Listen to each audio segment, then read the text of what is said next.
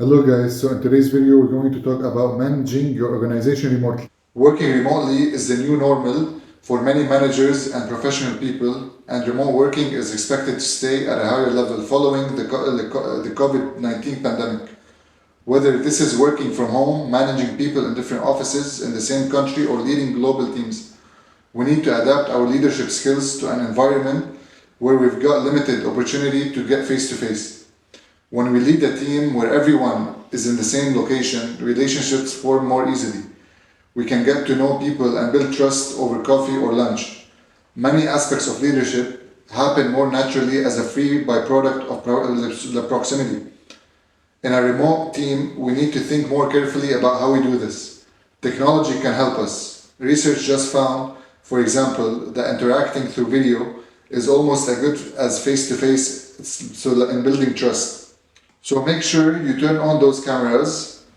Leaders new to remote teams and used to being able to see how hard their people are working may worry about whether their remote people will perform or not. This worry is usually unnecessary.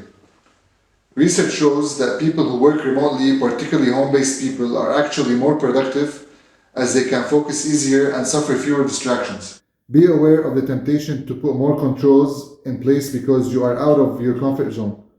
You don't want to become a remote micromanager.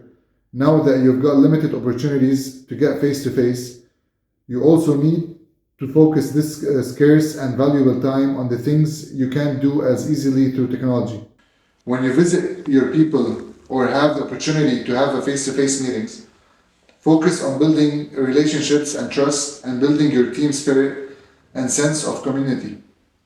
There are many other team tasks you can do through email or video conference. Successful remote teams establish a cadence or rhythm of communication, both face-to-face and virtually, that enables them to meet the needs of the task to maintain the relationships needed. But don't overestimate the value of your presence. Remote teams leaders likely to be accessible, to be available when they need you the most. But they don't need you to be there all the time, looking over their shoulders. Make sure they know how to contact you and keep in touch, but give them the space needed to perform. Many remote managers spend far too much time traveling, thinking that people need to see more and more of them. Why not discuss this with your people? How often do you need to talk and meet and find out what works for both of you?